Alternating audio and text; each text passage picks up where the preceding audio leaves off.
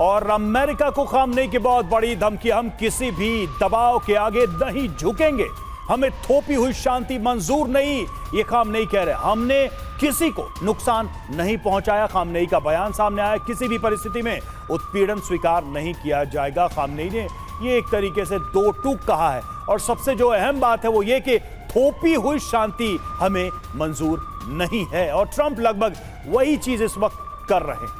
हालांकि एक और महत्वपूर्ण बात रवि है, जहां खमेनी ने यह भी कह दिया कि जो लोग ईरान के इतिहास को जानते हैं वो ये जानते हैं कि हम किस तरीके से झुकने वाले नहीं हैं, यानी हमले होते रहेंगे। और ऐसे में खमेनी का ये बयान जिससे साफ है कि नहीं डरेगा ईरान, क्योंकि अमेरिका के आगे आत्मसमर्पण नहीं करेंगे और ईरान का इतिहास आत्मसमर्पण का नहीं है, जिस बात का मैंने जिक्र किया। ऐसे में बयान के मायनों के तहत ही सतीश सर आगे अगला सवाल आपसे करूंगी, क्योंकि क्षेत्रीय प्रभाव को बनाए रखने की कोशिश और अमेरिका पर दबाव बनाने की रणनीति के तहत ही क्या अब ट्रंप ने युद्ध विराम का यह ऐलान कर दिया, जहां हमने देखा कि किस तरीके से मिडिल ईस्ट में यूएस बेस को टारगेट किया गया। ऐसे में यह जरूरी था कि ट्रंप की तरफ से इस तरीके की अश्योरेंस मिडिल ईस्ट में मिलनी जरूरी थी, और इजराइल के साथ निर्णायक लड़ाई की तैयारी। हालांकि असर क्या होगा, मिडिल ईस्ट में तनाव जारी रहेगा और ईरान के प्रॉक्सी के हमले भी जारी रहेंगे, वैश्विक अर्थव्यवस्था पर असर जरूर पड़ेगा। Over to you sir. Surabhi, देखिए यहाँ पर एक महत्वपूर्ण बात जरूर ध्यान में रखनी होगी।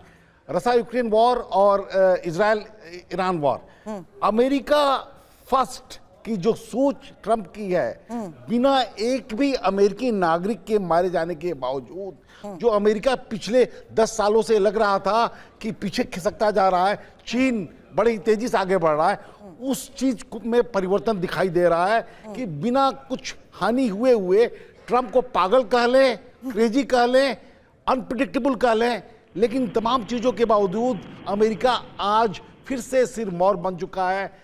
उसकी शक्ति में जिस तरीके से भी बयान, सर अनप्रेडिक्टेबल तक तो थी था, लेकिन क्रेजीनेस को लेकर एक छोटा सा कमेंट रिजवी सर ऐड करना चाहते हैं। बोलिए सर। देखिए, मैं एक चीज बड़े गौर से देख रहा हूं कि जिस एक बड़ी ताकत के इस धरती पर, इस दुनिया में बड़ी ताकत के दोनों से संबंध हैं। इजराइल से बराबर के संबंध है और ईरान से बराबर के संबंध है, और दोनों ही से संपर्क रहता है, वो सिर्फ केवल भारत है और हमारे माननीय प्रधानमंत्री श्री मोदी जी हैं। ये दोनों को से बात कर सकते हैं, और शायद मैं समझता हूं इनसे अच्छी कोई मध्यस्थता नहीं कर सकता है। ईरान जो है अमेरिका को नहीं मानता है, इजराइल को पुतिन नहीं मानते हैं, चाइना नहीं मानता है, सऊदी अरेबिया जो है ईरान को नहीं मानता। ये जो आपस में हो रहा सीज फायर नहीं हो सकता, सिर्फ एक मध्यस्थता सिर्फ भारत कर सकता है। और भारत का इतिहास रहा है, युद्ध खत्म किए हैं और बैठकें हुई हैं, ऐसा नहीं है। और आज की डेट में जो हमारी ये इस समय सरकार चल रही है, वो शायद इससे अच्छी कोई मध्यस्थता कोई नहीं कर सकता पूरे विश्व के अंदर, वो सिर्फ भारत कर सकता है और श्री मोदी जी कर सकते हैं इन दोनों के बीच। लेकिन सर सवाल यह है कि ये सब भारत करने लगेगा तो ट्रंप को नोबेल प्राइज कैसे मिलेगा, जिसके लिए वो पूरी दुनिया में कहीं शांति कराने के लिए तैयार हैं, किसी भी युद्ध में कूदकर सीज फायर कराने को तैयार नजर आ रहे हैं।